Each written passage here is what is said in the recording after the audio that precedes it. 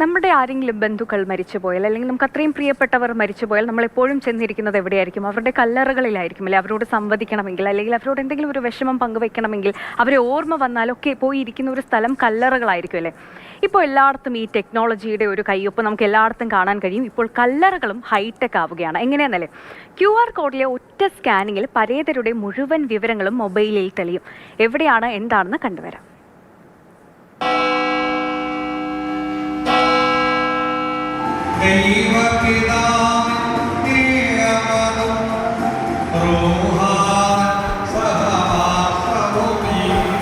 യോഹന്നാന്റെ സുവിശേഷം 11-ാം അധ്യായം 25-26 വാക്യങ്ങൾ. യേശു അവളോട് പറഞ്ഞു, ഞാനാണ് പുനരുത്ഥാനവും ജീവനും. എന്നിൽ വിശ്വസിക്കുന്നവൻ മരിച്ചാലും ജീവിക്കും. അങ്ങനെ ജീവിക്കുകയും എന്നിൽ വിശ്വസിക്കുകയും ചെയ്യുന്നവൻ ഒരിക്കലും മരിക്കുകയില്ല. മരിക്കാത്ത ഓർമ്മകൾ തലമുറകളിലേക്ക് പകരാനാണ് ഈ ചെറിയ QR കോഡ്. ഒന്ന് സ്കാൻ ചെയ്താൽ തത്തമ്പള്ളി കരിക്കമ്പള്ളിൽ വീട്ടിൽ അഡ്വക്കേറ്റ് KT മത്തായിയുടെയും ഭാര്യ റോസമ്മ മത്തായിയുടെയും മുഴുവൻ വിവരങ്ങളും മൊബൈൽ ഫോണിൽ ലഭിക്കും. കഴിഞ്ഞ ദിവസങ്ങളിൽ കല്ലറ സന്ദർശിച്ചവരുടെ പേരു സഹിതം.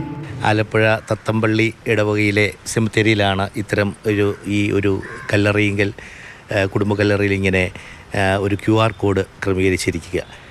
ശരിക്കും അഡ്വക്കേറ്റ് KT മാത്യു കരിക്കമ്പള്ളിയിലും ഭാര്യ റോസമ്മയുടെയും ഒക്കെ അവരുടെ ജീവചരിത്രം അറിയുവാനായിട്ട് വേണ്ടി കൂടിയാണ് ഈ QR കോഡ് ഇവിടെ ക്രമീകരിച്ചിരിക്കുന്നത്.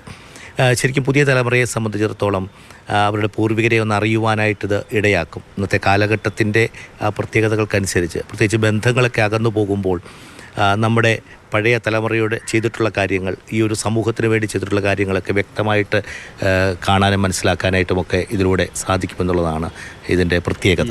നിരവധി പേര് ഇവിടെ വരികയും ഇത് കാണുകയും ഒരുപക്ഷേ ഇത് മറ്റുള്ളവർക്ക് ഇത് ചെയ്യാനായിട്ടുള്ള പ്രചോദനം ഉണ്ടാക്കുകയും ചെയ്യുന്നുണ്ട്.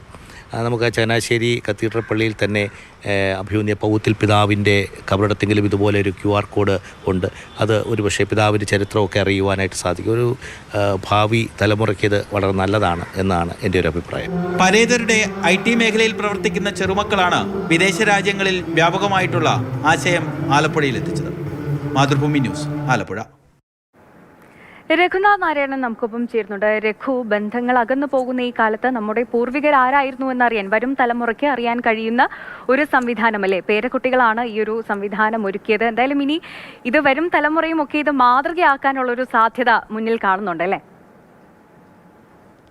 ഒരാളെ അടക്കുമ്പോൾ നമ്മളുടെ കുറച്ചധികം ഓർമ്മകൾ കൂടിയാണ് അടക്കപ്പെടുന്നത്, അല്ലെങ്കിൽ ചിതയിൽ എരിഞ്ഞൊടുങ്ങുന്നത്. അതുകൊണ്ട് തന്നെ മരിച്ചവരെക്കുറിച്ച് നമുക്ക് ധാരാളം ഓർമ്മകൾ ഉണ്ടാവും. നമ്മൾ പറഞ്ഞു കൊടുക്കുന്ന കാര്യങ്ങളായിരിക്കും അടുത്ത തലമുറ നമ്മുടെ പൂർവികരെക്കുറിച്ചോ അല്ലെങ്കിൽ അവരില്ലാത്തപ്പോൾ മരിച്ചുപോയ ആളുകളെക്കുറിച്ചുമൊക്കെ അവർക്ക് മനസ്സിലാകുക നമ്മളിലൂടെയാണ്. അതുകൊണ്ട് ഇത്തരത്തിലുള്ളൊരു QR കോഡ് ഉണ്ട് എന്ന് പറഞ്ഞപ്പോൾ എനിക്ക് വലിയ കൗതുകമായിരുന്നു. പിന്നീട് നമ്മൾ ഓൺലൈനിലൊക്കെ സെർച്ച് ചെയ്ത് നോക്കുമ്പോൾ വിദേശ രാജ്യങ്ങളിലൊക്കെ ഇത് സർവ്വസാധാരണമാണ്. കല്ലറകളിലും മറ്റും മരിച്ചവരുടെ വിശദാംശങ്ങൾ ഇത്തരത്തിൽ QR കോഡിൽ സൂക്ഷിച്ചു വെക്കുന്നത് പതിവാണ്.